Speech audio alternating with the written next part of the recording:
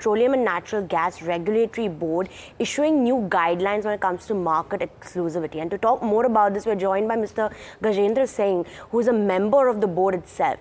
Good afternoon, Mr. Singh. Very good afternoon to you. Yes. So first of all, if you could shed some light on what the new guideline is and how it differs from what was previously set. The guidelines, what we issued in 2020, it was challenged by the entities because these guidelines basically in 2015, this exclusivity, basically it was challenged in 2015 in Supreme Court. Subsequent to that, there was a point that they were regulator is supposed to issue the guidelines. So we issued the guidelines in 2020. And those guidelines were again challenged. And the challenge was the point what they have challenged, that time member legal was not the part of the board that when we took this decision. It was not any other reason, but that was the only thing that quorum was not completed. Subsequently, when member legal joined, again we work out and we put the draft in 2020. Again, it was challenged. And now what we are saying, we have removed all those things, whatever the concern they were having. But now again, we have in 2024, we have put the fresh guidelines. What they are saying, yesterday it was challenged. So again, we will see that how it is going to be. So let me get this straight. So all the 54 GAs that were there in the September 2021 notice, now all of them have market exclusivity in the respective geographical areas. Is that right? Well, when we authorize any GA, like we have authorized 308 GA all across country. So when we authorize, there is an exclusivity we give for the infrastructure for 25 years and marketing exclusivity normally for 8 years. In some cases, it was 5 years in earlier cases. So those exclusivity, what they are saying that this is not in line with the Act. Whereas the article, if you see the PNGRB Act, Article 20, Section 4, the board may decide the period of exclusivity. It was given to the board as per the Act. And as per this Act, we have to frame the regulation taking into account the consumer protections. So that's why it was these guidelines are required to do those things. What about a specific geographical area?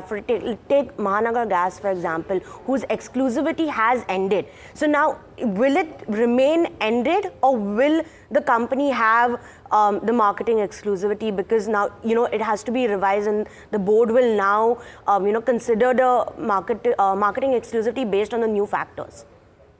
One is that infrastructure, what is being laid by them. Now you're right that their exclusivity, there are the three entities who exclusivity is over or now going to be over. Like IGL is also one case, Baroda City Gas also is another case. So they have to meet some service obligations. If they are complying to this thing, we are normally, in past also, we have given extension of the exclusivity. But the point is that this exclusivity, they have to open access they have to provide, and they have to open for the open access, because finally we have seen that in consumers, like you have given an example of MGL, like MGL is supplying in last 25 years, all the consumers, whether it is PNG, whether it is CNG, whether it is industrial customer, commercial customer, they are supplying a gas to them. What we are saying that in the interest of consumer, you give the open access to others. If any other entity want to supply a gas in your distribution, through your distribution network to some customers, let you be open, which is in line with the regulations. So there they have some concern, but the new guidelines, what we did, which yesterday it was challenged, but what we did that each entity will be called, each entity will be listened, and then we will see that how they are seeing. If we open it, what kind of threat they are seeing.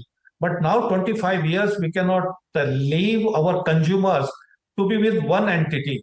Maybe if we generate a competition there by putting any other entities, so maybe we will see that that is something that when competition is there, they are going to provide a better services to our end consumers. So that is the main objective behind this. Okay. And are there any specific thresholds that other companies who want to enter and use the open access when granted, are there any parameters they need to fulfill? No, I mean, one, we are saying like what it was challenged earlier, that we don't have the right to give the exclusivity. What I'm saying, when we have authorized these areas, what I did mention 308 GAs, so we have given the exclusivity to them. So they cannot have that, whatever the exclusivity we have given at the time of initial authorization, they say that is okay. And they are enjoying that exclusivity.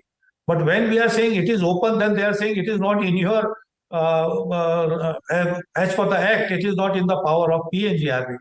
If it is so, the exclusivity what we have given at point of time of authorization, which they are enjoying, so then that also become nil.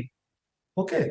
So they have to agree to that, and we have to see the objective behind this is to provide to protect the consumer and to provide the better services to consumer. So this should have to be open. I mean, I don't see any issue behind that any CGD entity, and particularly the CGD entity which have completed this year, they are the good CGD companies. They are doing excellent, and they should not have any fear of competition.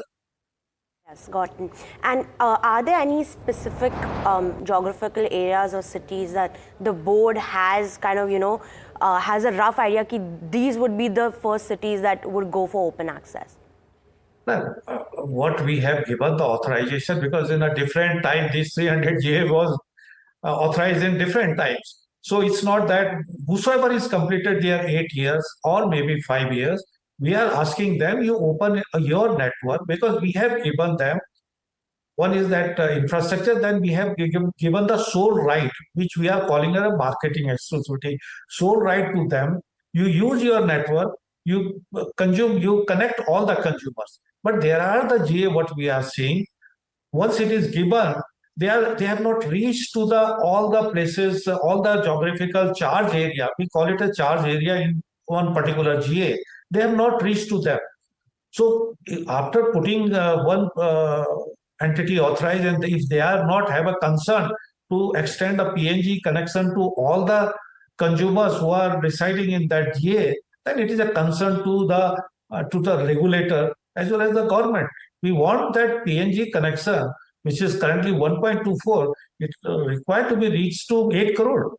So those are the numbers which they have at the time of bid, they have committed and they have confirmed and they have given the acceptance. So they have to move to those numbers. Yeah. Yes, got it, Mr. Singh. Obviously, they have to meet their minimum work program targets, and that's something that the CGD sector has been lagging behind. Could you maybe give us some kind of perspective on which companies, if you can say so, who will be seeing an end of marketing exclusivity as per the earlier guidelines in this or the next year? No, what I'm saying, we are asking for all the entities. I think we should not, and if they are meeting the service obligation, they are already given in that. They qualify that. In past also, we have given the extension for the Gujarat gas. But now the thing is, one is the extension of authorization. That is one point. Another is they have to open their network, distribution network for the other suppliers. If somebody wants to supply a gas to any industrial and commercial customers, they can, through using their network, in place of putting a new infrastructure in their area, they can do that. Thank you, Mr. Singh. I have one last question. This is not related to this topic, but since we have you with us and you're a part of the board, there's been a lot of chatter about bringing natural gas under the GST regime. Could you maybe give your thoughts on this? So come again. Sorry, I didn't get bringing natural gas under the GST regime in India. Do you have any thoughts on this?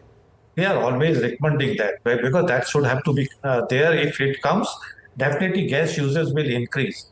Because to increase, because there is a number of different taxes are there. Somewhere we are paying almost 30%. So somewhere it is less. So what we are seeing, if it will come under GST, so gas usage, what we have targeted, then it can be definitely enhanced. and then there will be a better visibility to the consumers. Okay, these are the taxes we have to pay. Today, if we do sale purchase in Gujarat and then we take to the different state, it comes to a very heavy amount, more than 20%, somewhere it is 28. So that needs to be regularized for all across country, because we have implemented unified tariff. Now, after unified tariff, if we do this, particularly tax, if you bring this thing under GST, that's going to be excellent. And hopefully that the government is also looking towards that direction. Thank you so much, Mr. Singh, for joining us and giving us a detailed outlook and explanation of what's been going on. Thank you. Thank you very much. Yes. Well, viewers, that was the member of the PNGRB board talking to you about the new gas regulations around market exclusivity.